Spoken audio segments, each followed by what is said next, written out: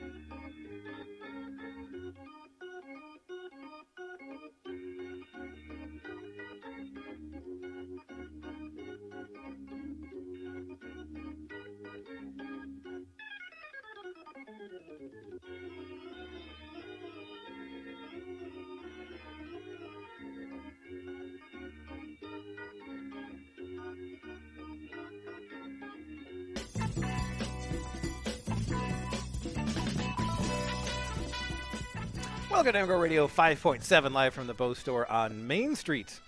Well, Michigan prepares for Notre next day. you say that like there's a word for that tomorrow. In today, there will be two football teams that On will the play each other. morrow.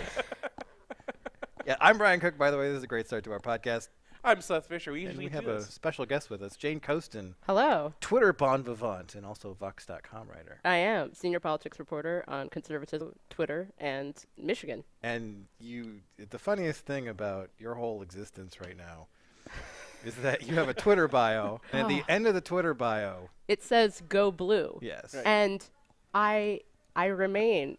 So people occasionally, apparently, think occasionally, this happens like all the time. it seems to happen all the time, but I'm pretending it's occasionally because at a certain point, I'm like, if something happens enough, you start thinking it happens all the time, but it can't be happening all the time. People seem to think that the "Go Blue" is in reference to the Democratic Party. Right. As if and then people are like, how can you be so biased? You've got "Go Blue" in your bio. And I was like, honestly, I've been waiting for the Democratic Party to get more active on offense, to do something about crossing routes on defense, to really shore up the field goal game. And no one listens to me. Honestly, the Democratic Party is a lot. Just determine the rest of the future of the party, and everyone's very nervous about everything all the time. They're terrible at tempo. Yeah.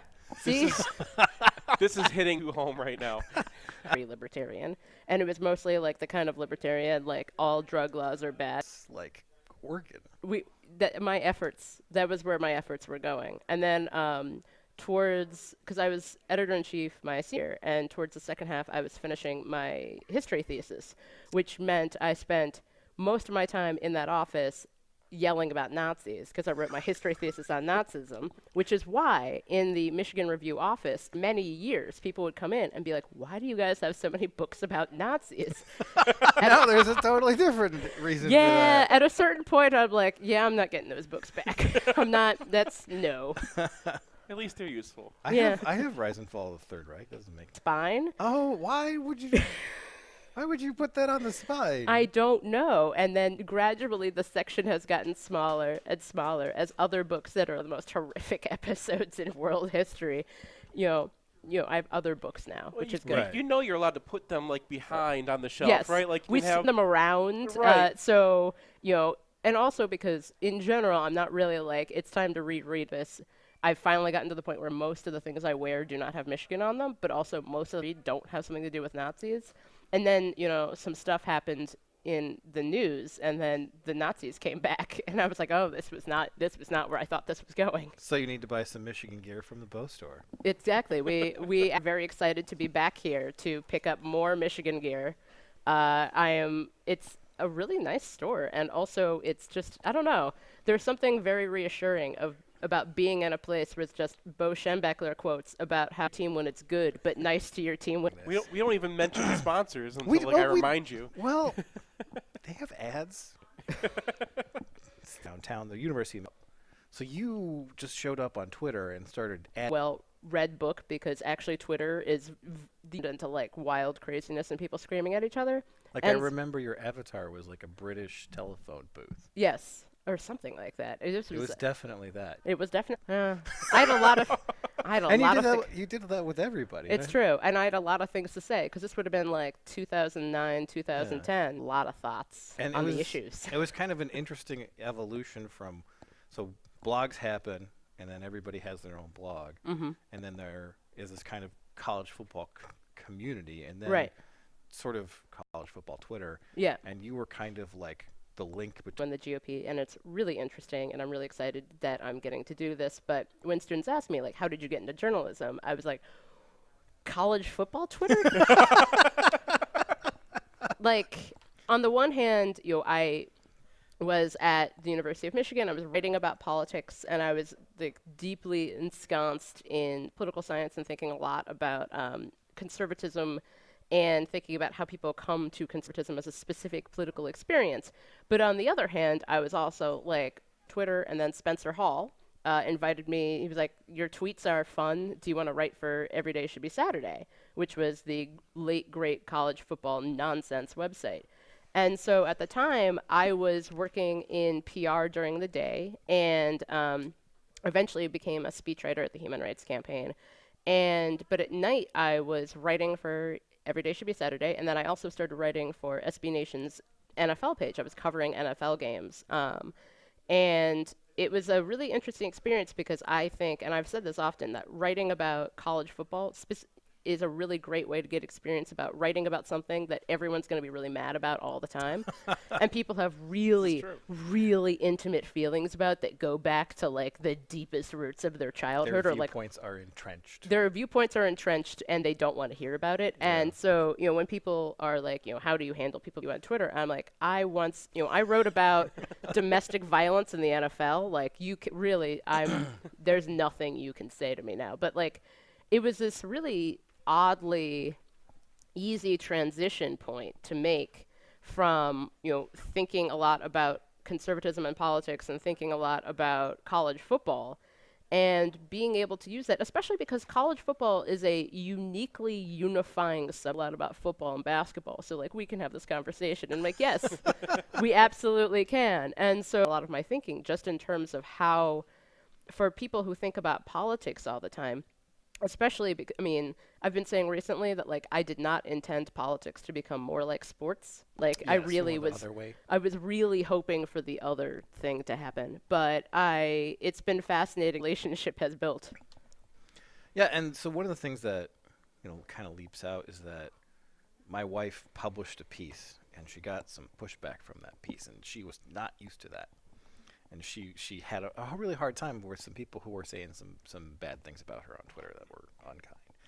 Like, man, I don't know how you got this far without, but she's not really a social media person. Yeah. So it kind of feels like, you have to be. And I think that that's actually really, it's really weird that Yeah. we've made, obviously the specifics of like political reporting are very different, but like we've in some ways made it so that like media requires that people yell at you about having Go Blue in your profile because people turn you into like, become a Twitter avatar, essentially. You just become this entity upon which people project things. But it's also helpful because there are a lot of times where the interactions I get to have on Twitter are things, or in social media in general all the time, are things that I wouldn't have that experience otherwise. Right. Like, for example, this is the first time we've actually met. Yes. But we've been talking for like 10 years. Yeah, it's unusually walking. Yeah. The other thing that I think is interesting about specifically what you do is that you have to get people to talk to a media organization when they are kind of. That it's a challenge I actually kind of like because I think that that's something where, I'm a very of being scrupulously fair in order to get my job done is actually quite helpful. Like, it would be a job where it's just like I just tee off on people, but at a certain point, like, what does that really Is that gain? a subtweet? I mean, but what would that really gain the conversation? Right. Like, because I'm actually interested. I think so much of how people write about personality driven, where it's very much like, I'm really mad about like this particular person. And I'm like, I'm not really that mad at the person. I'm more interested in like what is the person saying or doing, or what is the idea being put forward. Sort of the broader trends. Yeah, right, exactly. And I think that that's more interesting. And you can't really get there if you're just like, this person's a jerk. Because, you know, there are a lot of jerks in the world, but a lot of jerks have interesting ideas. Sure. It just That happens also that way. subtweet. Sorry. It's okay. I mean, the point is well taken. Once you've interacted with enough Ohio State fans, like over the whatever thing, right? Yeah. Like Right, eventually it's you're like, just- okay, I can respond to this guy to get my Right. point across, even if I like know this guy is not going to take the point. Like Right. he said something that I can kind of piggyback on to like bring the conversation back to what I want to talk about. Right, exactly. And especially when it's been funny this, and you're like, why are you with this? And like, because I am. Yeah. And it just is like, it's a jersey. Like, it's just basically like you just remember that punt return from 15 years ago, and you get really excited about that. It's not like, this like underlying belief system that guides my decision making. Right. And so I think that that's been a really interesting phenomenon to observe and kind of interact with across those identity markers. Well, we've seen kind of a recent bifurcation, and it's been, I mean, I think this would happen across the political spectrum, but the number of people who are they have a belief system and that guides them versus they have a jersey is basically just an Amish and some guys who used to be the National Review, right? Like, Yep. It was funny because I interviewed Justin Amash, and we had this interesting conversation, and it very much seemed that he was just kind of like, I kind of thought that other people had this belief system. You know, like I Yeah. came into this being like, House Freedom Caucus, I'm a libertarian. And then it turns out that what he thought that meant and what other people thought that meant were two very different things. And so we spent a lot of time physically around the room like, And I'm like, yeah, it must be kind of weird. And I mean, I think that that's kind of the story that we've seen is that 2016 was a lot of people who thought they knew what they were talking about, and then voters saying, haha, actually, we didn't really care about. You know, you start breaking those numbers down. It's white evangelicals, and again, evangelicals who think of that as a cultural marker, not necessarily a belief system. So I'm evangelical understanding of what that means. is Matt Iglesias as It's delightful, I actually. click on a lot of his tweets because I know that There are still people who are like very, very serious about like, you know, It doesn't tend to come up as in his town halls much. No. Especially because people tend to come to his town halls expecting something, and then he's just like, nope, this is just what you're getting. Yeah.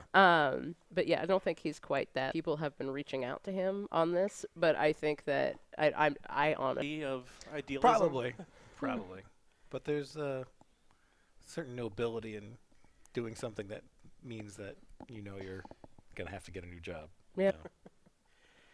Oh. Any college football thoughts about this weekend? I am at this point with college football. I have realized that the best way to watch college football is as a very complicated opera, where occasionally Illinois beats Wisconsin. Yeah. Reasons that who can say, and it's fascinating in a lot of different ways. And sometimes Michigan is going to play Notre Dame, and it's a pick'em, and I'm like, I don't know what's going to happen. Yeah. Because I feel as if somehow, like, it's like watching Notre Dame play on NBC is like watching Russia Today, where it just is like, but it's just like, you know, they like fail to convert in 3rd and 2, but it's like the best failure to convert on Yeah, 3rd and it 2 is, you've yeah. ever seen. And, you know, it'll be interesting to just see them in a different venue. But I also, at this, like, I don't know, there are certain points throughout the season where I'm just like, this is a very strange sport. Yes. And it makes people react in very strange ways. Well, Michigan Notre Dame at night is going to be one of those. Oh, absolutely. Well, it's going to be raining the whole like Michigan Notre Dame at night is already the stupidest possible Right. setup for a football game. Right. You got Tommy Rees dropping the ball. You got timeouts everywhere. You got I miss some of that. Like we were a lot goofier Yeah. back in the day. Like Brady Hoke doesn't know what to do with Denard Robinson at the beginning of the season. And if that's what you want, well, then Michigan Notre Dame at night when 4 hours of a rainstorm that's going to be up your alley. Yeah, So it's, you know, there's always something super weird. Michigan was cool, and everybody else hated it. the players hated it. Well, I think that, you know, it also was weird because, like, I believe after that, was that the Akron game? I don't know.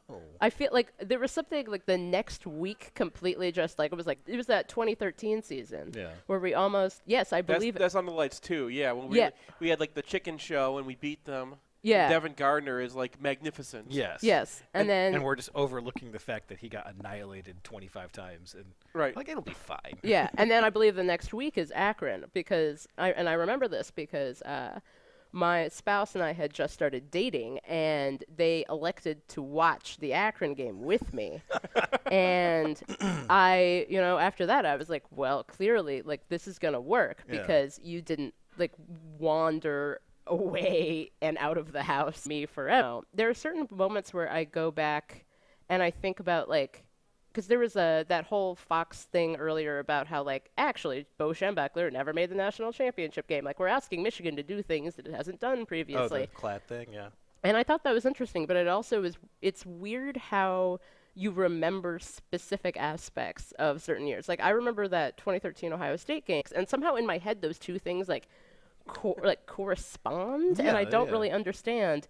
And I don't know. It's a weird experience to think back and try to think of that as being like that whether or not that tells about the season ahead. But it doesn't. And college football is meaningless and yet wondrous. And I don't know. It is. I mean, the whole Wisconsin losing to Illinois thing immediately after we saw their rush defense, and then they hold Taylor to like 4.8 yards a carry. Right. What? Yeah. Is this? I don't know. I mean, this is what happens. You see the score and you're like, wait a minute, Illinois. Like Yeah. you passerby, right? Like Yeah. it like someone like will make you aware that Illinois is beating Wisconsin. You're like, oh, I gotta watch this. And then like they show that like Brandon Peters is 9 of a million throws, and you're like, okay, what is going on here? Are there any turnovers? Like you just start digging in, and now all of a sudden you're very invested in this game. I prefer to just take it as a score in the ether. It happened. I don't know how it happened. I don't want to know. We were down 35-0 to this team when they lost to Illinois. I mean, like my fandom with Michigan gets so intense, and like I have to like do all the Yeah, scouting and like all the, and then like it's just disappointment afterwards. So then like I seek something after that game to like World around it in different ways, and at a certain point, someday Sounds there like will a pixie. someday there will be another Michigan. And then like earlier today, because we're going to the hockey game tonight, so we're walking down and we picked up tickets, and I saw Juwan Howard Juwan Howard wearing like a full sweatsuit and like high-fiving with everyone. I'm like, that's another thing that's taking place. Yeah, he's 6'10". I saw him at what game was it? It was the Iowa game. Oh, the Iowa game, yeah. And for some reason, I'm just looking across the field, and I'm like, oh, who's that? It's Juwan Howard. He's the only guy in his section who's up, and he's like, come on, we're going to.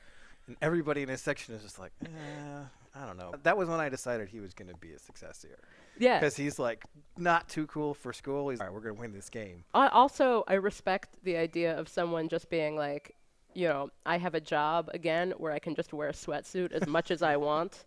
Like, because when you're an NBA assistant, you wear a suit and you look awkward. But now he's just like, I'm wearing a sweatsuit. Well, so it always baffles me that I don't know why this is. It's because they're working out and their feet swell. But the number one like identifier for an athlete, no matter what time of year it is are they wearing sandals with socks? Right. And that's like, which somehow is a look that like I remember like being in college and like Leon Hall wearing sandals and socks looked awesome. Me wearing sandals and socks, not so awesome. well, I think we're all familiar with that aspect of being an athlete where like you could just put a dish robe on and it's like, all right, what's a dish robe? I don't know. I just made that up. Well, and they can extend shorts way into like winter. I remember Chris Perry like wandering down with the flip-flops and shorts on in like it was 20 degrees and everybody else. Well, was just like, think about if you're Chris Perry, like, okay, you lifted your arm. How much heat did that generate? Like, it's just a totally but different. somehow him wearing shorts was not as if you were at Michigan between 2005 and 2009, perhaps you remember that such an item of like discussion that the Daily wrote about him. Yeah, he was like the thing on North Campus before the turkey. Right, and because we were just like, but it was infuriating to see him. There was something about him just looking so smug. Well, it's like snowing.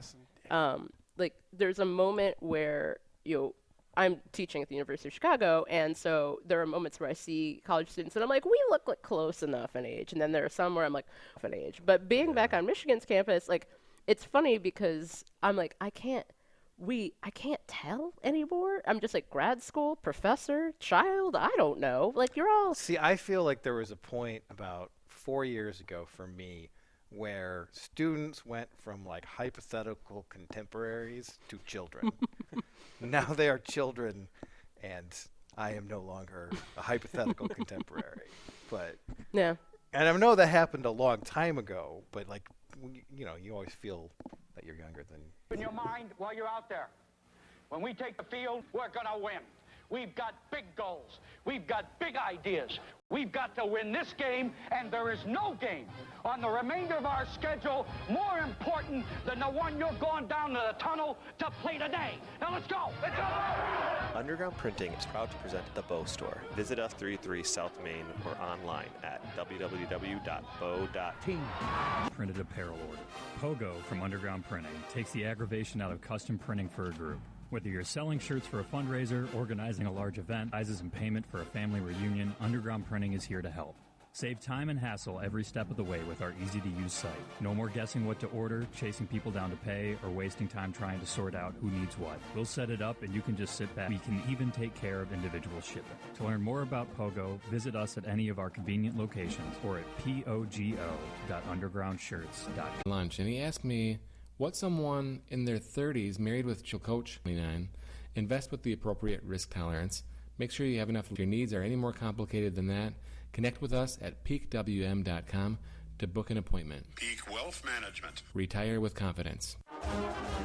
Are you planning a business trip, a Michigan reunion, or a revenge tour in Ann Arbor and don't want to be stuck out by I-94? Look no further than the Residence Inn Ann Arbor downtown. Positioned at the corner of Huron and Ashley, the hotel is just a block from Main Street and a short walk in Stadium and Central Campus with all the amenities you expect.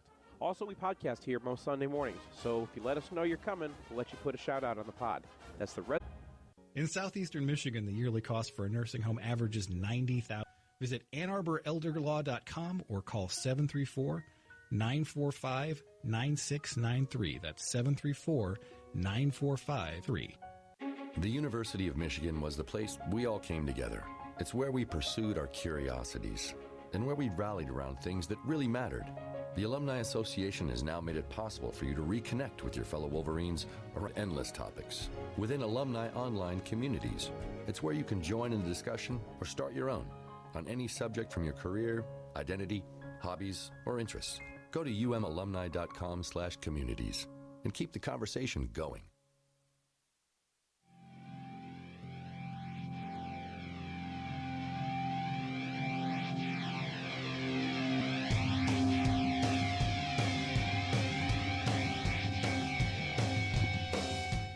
Welcome back to MGoRadio live from the Bow Store on Main Street. This is number 5.7. And now it is time to talk about the Penn State game, which we have reviewed in detail. The loss that felt like a win. I mean... Doesn't it? Just I mean, like, just a strange Did game. we lose anything in this game? Like, we weren't winning the Big Ten anyway. Like, I mean, well, but it is nice to win games. Sure. I mean, that's... Sure. I think that's kind of a fundamental fact about Would you sports. rather have won the game looking like we have all season, or would you rather have lost the game with, like, very good reason, doubling them up on yards, and, like, looking like the rest of the season is viable now? I'd probably like to win the game. Okay. I'm on the other. I'm somehow road night game at Penn State. If you get that done, it doesn't matter. I can't control myself. I kind of am happy that, like, between those two, I would take the loss because I feel like more confident about the season now. Even though it wasn't, like, the best performance. I mean, but you gave away half a game in win expectation that you didn't get back by the improved performance. It's true. But But anyway, let's talk about the actual game itself. So the defense, 283 yards, but 4 touchdowns because all those yards come on 4 drives. The plays. Right. It wasn't even drives. It was like, oh, no, they gave up a huge run. Oh, no, Hamler's free again.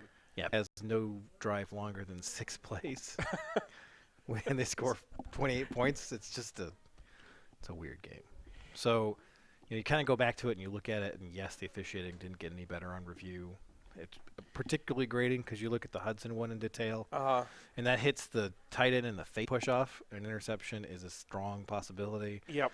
And you feel bad for Kalik because he's had some, issues in coverage, and he's actually in great position there. And he's playing in front of his whole family in Pennsylvania his senior year. It was rough. And then you get a couple other incidents where it's like, oh. Well, and they're happening on fourth down too. Yeah. So Harbaugh could have gone for it on fourth down many times and not been in that position. But now he's in that position. He does go for it. Makes the correct call. It's the correct throw. It's right, and the guy is just on his back. He's a backpack. Yeah, for a second or two. It's These things have been rehashed. We'll try to cover some new ground. Yes. Defense, pass rush was actually pretty disappointing. So this was a negative in my pressure metric, which hasn't happened in a long time. Both defensive ends were probably Michigan's best players on the day, but their points didn't come from pass rush. They're both strong side ends, and that's kind of been a thing that we went into the season thinking. But Hutchinson has had games where he looks like he might be able to defy his weight. He beats Wirfs a couple times. He's very good against Illinois as a rusher. And Michigan kind of got as a pass rush package in this game.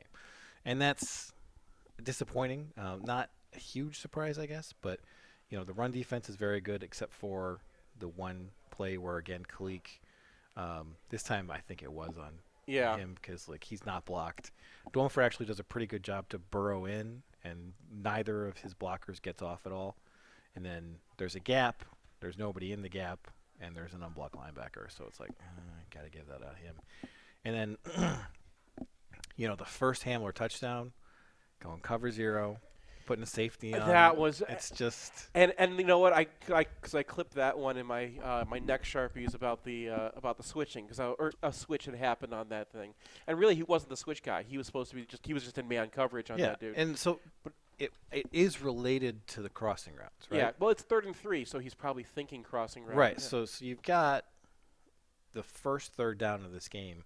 It's 3rd and 6, drag route mesh to Hamler. Michigan switches it. They get a stop. So you fast fashion. I see cover 0. I have KJ Hamler on anybody. Right. This is the decision, and that's oh man. Well, and they.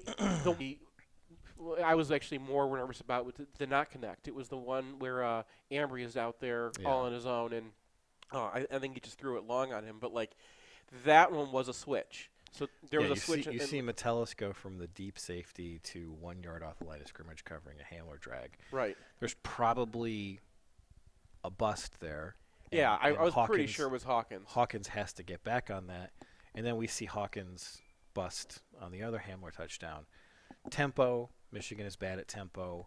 But what happens when you don't get the call? You do the thing that you think is the right thing to do. Right. And for most safeties, it's all right, I got to get into a deep half or deep middle of the field zone. He pulls up to about 15 yards on a max pro route where there's nobody underneath. Yeah. And I feel like that's related to all the drag focus. Because, instead of, all right, I got to get back, he's defaulting to, all right, I got to watch for a drag. So there's always costs, and that's why people score points ever, right? Right. When you find something that works and then you have to respond to it, that opens up other holes. And that's I think what happened on the long play. But if he's going to have busts like that, you might as well roll with Dax Hill. Yeah, I mean but he's because Dax you can actually leave on a drag, maybe not against Hamler, but most guys he can actually handle that. I mean, I kind of see it both ways. I don't think you can put Hawkins on Hamler in man coverage with no safeties back, right? Right. But in terms of okay, he had a couple of busts. Has he had any busts so far this year other than that? I don't remember any. Right, but I don't think they were running a whole – I mean, switching is complicated. Switching is you'd have to listen for a call, and you have to, convert your mind completely from something you were doing to completely something else. Yeah, I mean, in the middle of the play. He had a bad game. But it's his first of the year, and so I can't really – you have a freshman who went through bridge, so he didn't even get a big chunk of he comes through and you can use him more extensively. This would have been a game to do it, but the situations where I feel like you want Dax Hill are not necessarily the second Hamler touchdown, where he he's fine to run a deep middle of the field zone. I was actually I was coming back to the idea of tempo, and that Michigan's bad at it. And tempo in this case is going to just lock the players on the field. So you're going into a third down situation. If Michigan wants to cover Hamler man-to-man with a safety, they have a safety they could actually try that with. Yeah, I mean, but if you're getting tempo, you're stuck with the guys that you have out there, and then you're stuck with the matchups that you have out there. Well, and then the other thing that kind of jumped out at me is before this touchdown, Michigan's got a 3rd and 9. They defend it. Right. Clifford has to punt the ball out of bounds. And PSU gets a first down because Levert Hill, wraps both hands around Shorter. And I think he gets a little bit unlucky that Shorter seems to trip, and then he goes down. And normally I think you're going to get away with that. But also, it's Justin Shorter. He's 240 pounds. He hasn't had a target all freshman. That kind of reminded me of the play against Army where he's grabbing an Army receiver on a 4th down, right? Is this guy going to complete a fade over you? Right. I don't think so. So he can be frustratingly grabby and when he doesn't need to be, and I think that's just going to be a part of his DNA, right? Yeah, and the doesn't need to be is a main thing because he's certainly fast enough to keep up with those guys, and if you get a reputation for that, you're going to get more calls down the line too. So you are going to have to grab some of the Ohio State guys. It kind of sucks to have to ruin that now. Yeah, the offense was interesting because that worked, and people I'm sure your mentions were worse because I got a few people hey, aren't you guys happy though? I mean, it's like our brand now because we were bitching about it back in 2013. So the thing is, the problem isn't that they're not running bubble screens. The problem is that they're not responding with constraint plays when up in incredibly stupid ways that you need to be able to exploit. So we're talking about. There are some Notre Dame fans here from Brooklyn. They can hear. They smell like cigarettes. All right. They smell like they came from the cigarette factory. I mean, I don't think they got within 10 feet of us too, and I could smell it. I'm a former smoker. I don't really care.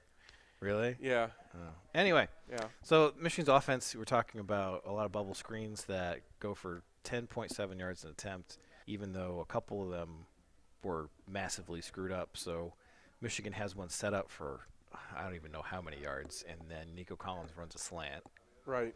And then there's a second one on which Peoples-Jones drops the ball and all. So it's very frustrating because the bubble screen is a pretty dumb easy play, right? Right. You need 2 guys to get something right. 3, I guess the guy's got to catch the ball. And the reason that Michigan is not good at it is because they don't run it enough. And that's kind of like the history of Michigan offense over the last 3 or 4 years, where they're constantly bouncing from one thing to another. They don't get good at any one particular thing. And even this year, you have a system that seems to work pretty good. They don't run split zone until the Illinois game. You know what? There was a point last year where I felt like they were actually doing that that they had a couple things that they're good at. They had the down G and pin and pull system, which both play off each other. Those work well with that whole arc read game that they put in midseason. They had something, and then they were running it, and they would change it up for different opponents, and it was kind of fun previewing opponents and saying, okay, here's what I think Michigan's going to try to do with them because they had these things that they practiced and they were good at. Even at that point, mid-season, you have these back-to-back where they're putting all this stuff on McCune's plate, and McCune is screwing it up plus 11, minus 10 game against Michigan State. Huge numbers because, all right, we're running this arc stuff, so the tight end is relevant on a ton of runs. Right, well, because the split zone becomes part of that thing too, yeah. So they have this trap that he messes up. They have these plays that look like arc and are supposed to get the tight end moving upfield, and he just doesn't come out with the right angle. And you're like, okay, so this is the cost of implementing a new thing. But once you implement it, we can continue doing it and maintain that through this coaching transition because you'd hope that the new offensive coordinator we'll take the things that work and that's build what on it looked them. like in spring. You remember in spring they were like, Yeah. here, we've added something to pin and pull. Wow, that's a great idea. You just got rid of the one problem that pin and pull has. You have an unblocked linebacker. Well, and then you've got, the orbit stuff from the opener, which that guy has not got the ball once. We had him a touchdown against Illinois. Wait, what? Didn't we have? Oh no, I'm thinking of the RPO they run off their arc read. So he did get the ball once. Bell got 9 yards on a flare screen as the orbit guy. Right. But they show this. They presumably worked on it quite a bit. The orbit triple option is what you're talking about. Right, yeah. and Patterson hasn't even kept on that to have that second option phase exist, and they dump it, and it's just what did you spend all this time doing? I don't know. And that's to get back to what we were actually talking about. Right. You see that manifested when Michigan runs bubble screens, and they clearly just installed them, and they're clearly not quite right. It's ready for prime time. Even so, they get 10 yards a pop, and Ronnie Bell kind of earns about 30 of those by juking a guy. But those, I think, overall are fair. Michigan should have got from those plays based on the way Penn State aligned. So they got some bonus ones when Ronnie Bell made a play, but they also had a couple that came back that didn't get yards that should have. Right. So you have 7 of these that are dead simple play for 10 yards, and then you get to play off of that now. So there's a chunk run from Charbonnet in the second half where he gets through the line and the linebacker who normally should be filling that hole is out. Right, he's taking a step out towards the bubble. And Penn State's 3-on-2 against 2 receivers out there on a run play. So Charbonnet picks up 15 yards, and that kind of thing is the thing that's been missing from Michigan's ground game the whole season.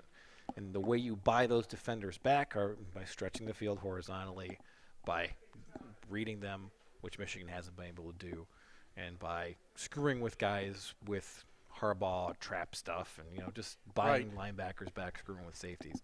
So Michigan has done none of that until this game, and they have not a great performance on the ground, but we're talking about a team that came into this game as the number 1 rush defense in the country. And you kind of see why, because Micah Parsons is out of this. He's just... Is it that, because he was supposed to be just a defensive end. And we've all seen, those freaky defensive ends. But, no, he can actually play linebacker. Well, so that arc read where Patterson keeps, so it should be blown up in the backfield because Michigan ate a corner blitz. Right. Patterson makes a nice play to dodge that guy. Now he's out on the edge. And Parsons gets out on him despite Schoonmaker being all right, should I block this guy? And he's not even in range to get to him yet. And he leaves him, and I'm honestly that makes sense. He has no idea who's got the ball. He's not looking at you. He's looking for the running back. It makes sense in this situation to pass him up, and he makes a play for 2 yards. Yeah. So there were some opportunities for Michigan to get more yards that they blew, but also, in terms of what they got, given the blocking that they got. So this was one of the worst blocking games in a while. It was a 53% on my metric. Blocking. And run blocking. Pass blocking. Pass blocking was great, amazing. Yeah. But on the ground, they pretty much got, and they still got a decent day, and that was because of the structure of the offense working. So hopefully we see more of this. And I don't necessarily mean that we need to run 7. Right. You can run a double move. How many double moves has Michigan run this season? I can't think of one. 0. Okay. So, this is something that gives you the potential for a big open play downfield, which Michigan hasn't had. Now they don't need it because they got Nico Collins. But one of the things about having a base is then you get to play with it. And this is kind of what I was going back to last year. They had the down G stuff, and it works against Western Michigan. Then they got Nebraska coming. You see the linebackers will run after anything that flashes in the backfield. So they just add a fullback going the fullback. And so to this team who has this tendency. And that's the thing. In college football, nobody's going to be near perfect. You don't have enough time to teach this stuff. You have to get good at one thing, and then you establish tendencies to coach something faster than you actually need to. And to be able to mess with teams' tendencies and screw with them, you need to be able to use your abilities, and B, you can add tweaks.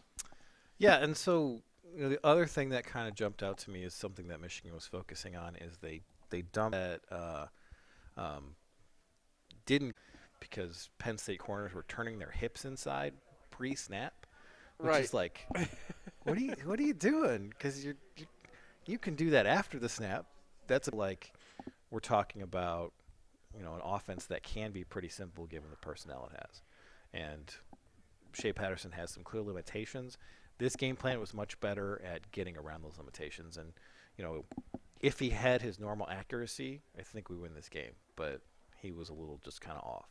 Yeah. Do you think the drops on review were as big of a deal, or is that more on Patterson? No. Yeah. I mean, so the two Peoples-Jones drop type substances were not. So the Bubbles drop. Mm-hmm. The one where Bell catches it afterwards, there's not a receiver in the country who holds on to that. Right. Like he's getting lit up. He gets lit up. The guy puts his helmet right on the ball. Nobody catches that. And then I don't honestly think that the improv thing where he comes up and catches it and gets it punched out is his fault at all either. Yeah. It's just a great play by the safety that Patterson's indecision allowed to happen. Well, you noticed something on the UFR that I noticed during the game too, that people were getting mad at Peoples-Jones for dropping that, but Peoples-Jones was wide open crossing the middle on that play before. And then there's the Herb Street replay where it's like, there's nobody open on this play. Right. And Penn State literally has nobody between the hashes. And Michigan has two guys running across, they could slap 5 and be like, hey, what's up, open man? Right, so, and then Shea bails and that bad Shea, and that's not scheme at all. There is no scheme that's going to have a quarterback when he's got, because one of those guys has to be one of. There's only 3 guys in the route too. Right, so one of them's got to be read number 2, and he's right across his face. It's just, I don't know if he's just gotten messed up by pocket problems in the past. No, that's just he just like that. He's just bad at reading the deep middle. He doesn't want to throw on his own. Yeah. If you give him a deep shot, he'll take the deep shot. If you give him something underneath, it's fine. If you give him something at the sidelines where he's not trying to throw between or over a linebacker, he's excellent. But if you're asking him to throw over like NCAA game where the linebackers just jump out of the building too much or something, that's. But Michigan was able to game where that was de-emphasized, and you could see why on that play because, for God's sake, there's not a guy within 5 yards of Peoples-Jones. He's going to catch 15 yards and turn it up for 20 more after the catch. Right. It's so if Michigan is able to continue doing this, and they're against Ohio State, when Jeffrey Okuda's up there, he's not going to be nearly as afraid of getting beat deep. So those are going to be tougher throws. Right. But for most of the schedule, even Notre Dame, I think that approach with handling Patterson is still going to work. And then if you throw in some deep shots, which Michigan didn't really take in this game. You had the one completion to Collins. Right, which goes in the ridiculous. Right, that goes in the ref column too. Ridiculous and also pretty badly underthrown. So I don't if you've got Collins man on man on a small guy, underthrow that. That's fine. But what I'm saying is that was not a particularly good throw, right? Right. But it still should have been a 45-yard completion. Yeah. And to not go back to that especially when we saw Penn State kind of be like, all right, well, we're going to take some shots. Yeah. And that's how they won the game. Still pretty frustrating, especially in a game where Michigan had the same kind of level of pass protection as they did against Illinois and Rutgers. I gotta just shout out that offensive line performance as a pass protection unit. Just to against the top pass, the top sack team in the country. Yeah. Now 10 of those came against Purdue. Okay. Granted. Still, we're talking about Yadder Grossmata and Windsor and Shakatoni and Parsons, and they were blitzing a lot. And Patterson was clean the whole game. And if they can do that going forward, and Patterson gets a little bit more faith in his protection, there's a way forward. Not a way forward. And they could beat Michigan State, and then this season would only be pretty disappointing instead of right. That goes back to the deep shots too. I was watching this game with a former Michigan offensive lineman, and he was calling out the protections. He was like, "Oh, that's a slide. That's a Thomas Guinness." Okay. Yeah, I didn't think most people would recognize the name anyway. But yeah, so do you have a point? But yeah, but he was saying these protections, this is seniors running senior protections, and this is the kind of stuff they'll run in the NFL. Where okay, this guy's going to do this, and then the running back is got his back. If you have apparently you have the pass protection, maybe not against Notre Dame because they're another edge rushing team. that's a different. A couple, they got their snaps timed up a lot. Yeah. And so they're blitzing, and they're talking about what is going on. Seriously, they just are ran these into all like no? Let's walk out the Again, he looked at my insurance and he's like, "Yeah, your coverage sucks, and you're paying a lot more than you need to for it." I also like I hesitate to even mention this, but I do have my insurance from a company that advertises during college football games. Well, And I wish that was not the case. Well, why don't you just get it from a cool guy who actually like reads MGoBLog? Well, how would I do that? They have one of those too. It's PhilKleinInsurance.com. Can you remember the name Phil Klein? Sure. Can you remember insurance? Yeah. Well, Phil Klein Insurance, this website will. Curiosities, and where we rallied around things that really mattered. The Alumni Association has now made it possible for you to reconnect with your fellow Wolverines.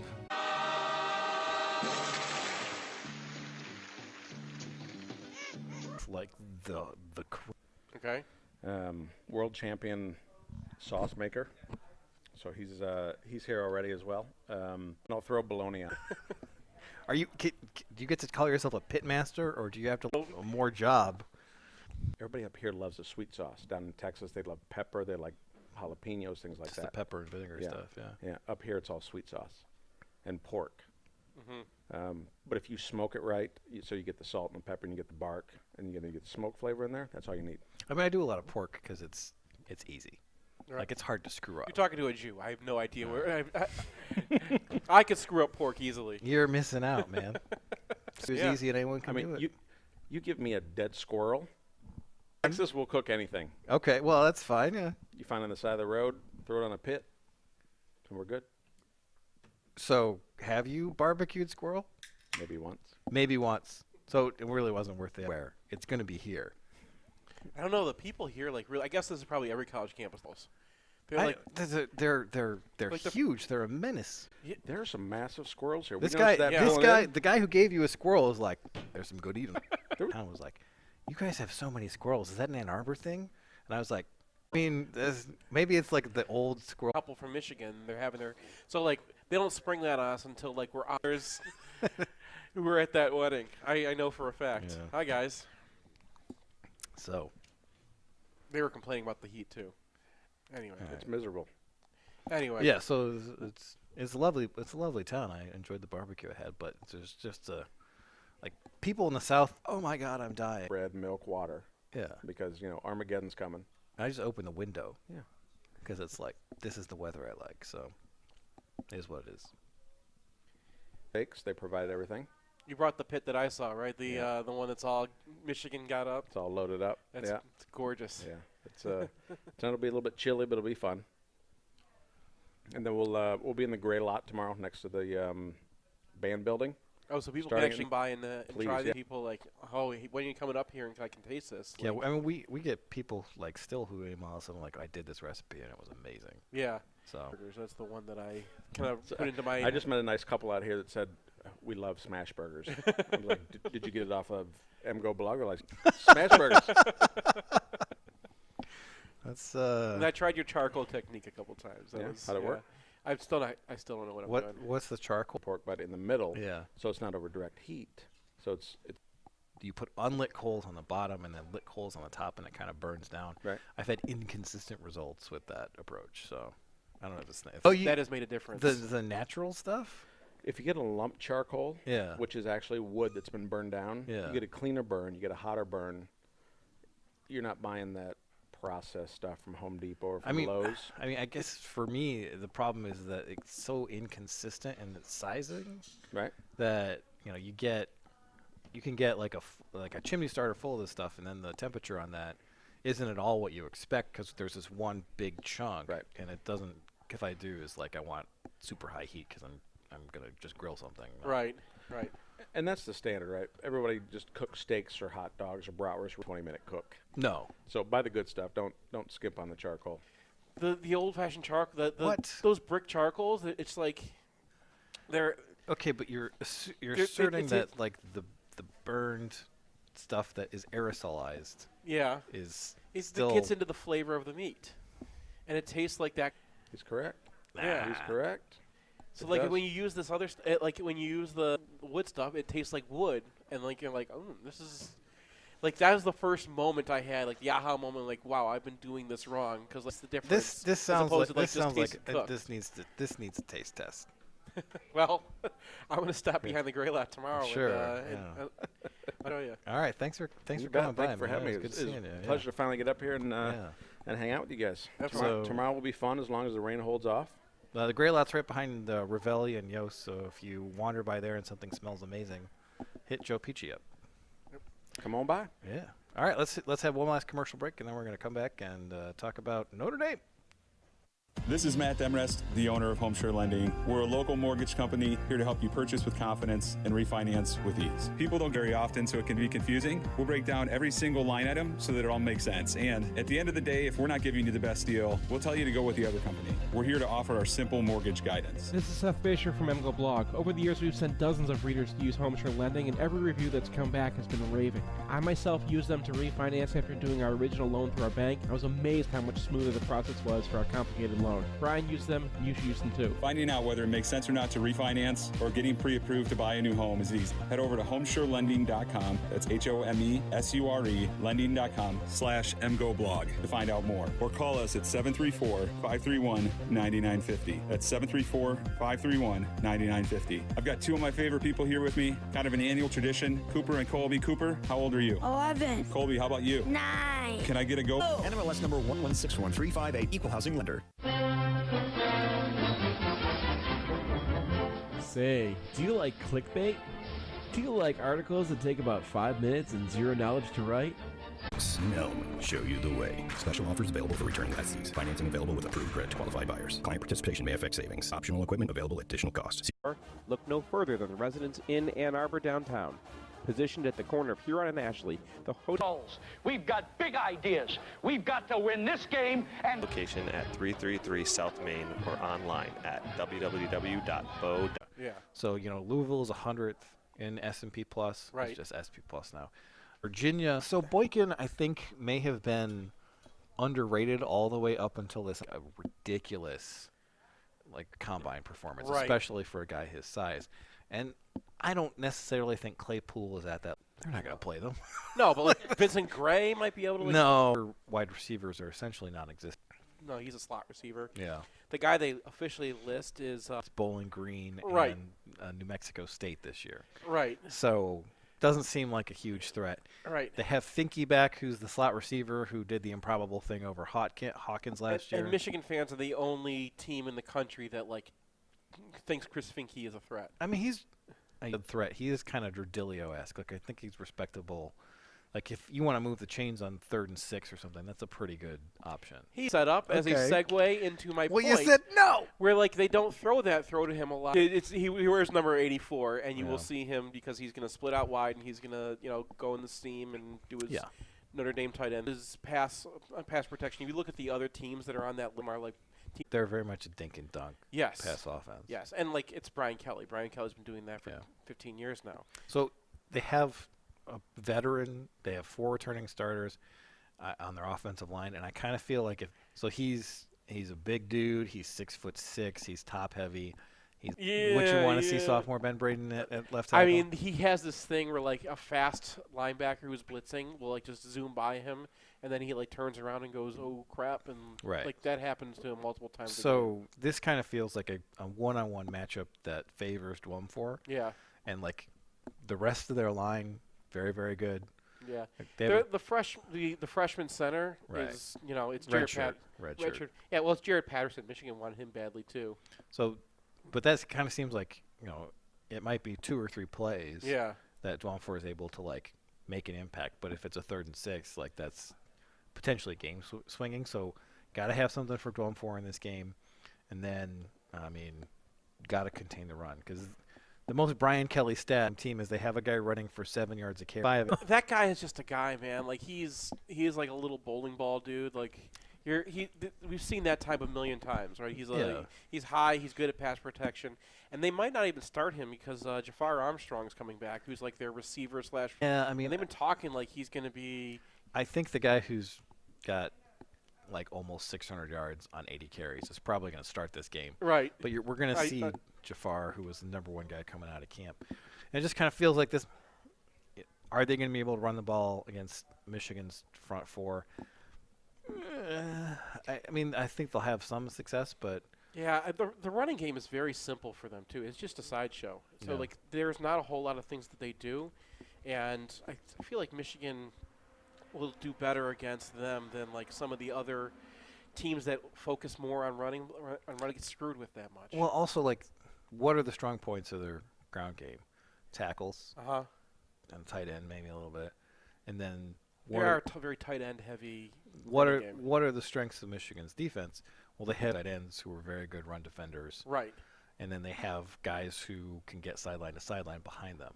So is Jafar Alexander able to outrun Cam McGrone to the edge? Probably not. Right. Are they going to be able to steal Michigan's side on pin and pull? You know, I don't think they're never going to do it, but I think if they try to consistently, Pay and Hutchinson have a good chance of disrupting them and putting it in a passing down. Yeah, and the way to get Michigan's running game is like, mess with McGrone because he's young and he's going to try to go what he shouldn't. And work in progress. Yeah. Right, and the other way is to just dominate the defensive tackles because eventually Kemp is not going to be able to hold up the doubles all game, and they just don't have that team. They're not going to be doubling on the things with split zone and yeah. So I feel pretty decent in the offense. Yeah. Georgia's Jr. is not that John Runyon Jr. It still is like I don't know about that. He gets out of daily there because he's a. But Okwara and Kareem linebacker, he's Uche. And Kareem is all faith in his protection. And then even when he is protected, it's just he's on the one play. No, I mean not just the one play. I mean there's a pet. It's rain. Gonna be standard average rain, with a 12-mile-an-hour wind. Yes, and we saw some issues thrown to the sideline at Illinois with a similar wind but no rain, and it kind of feels like.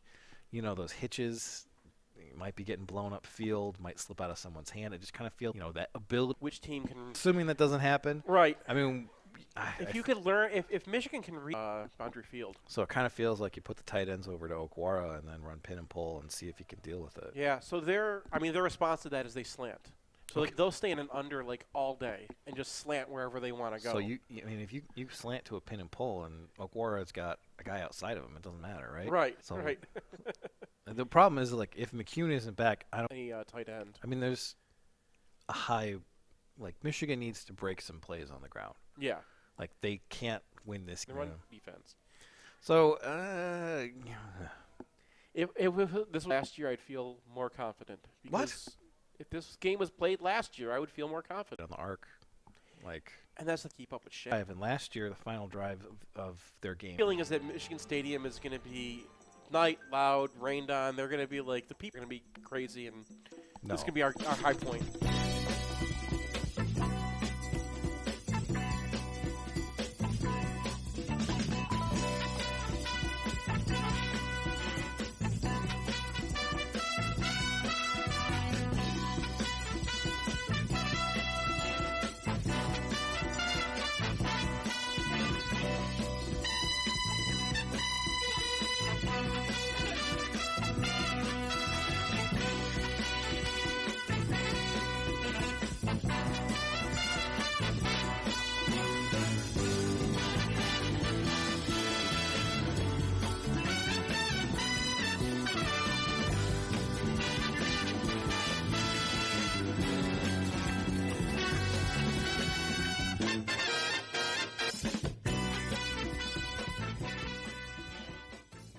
Who's got it better than us? Nobody!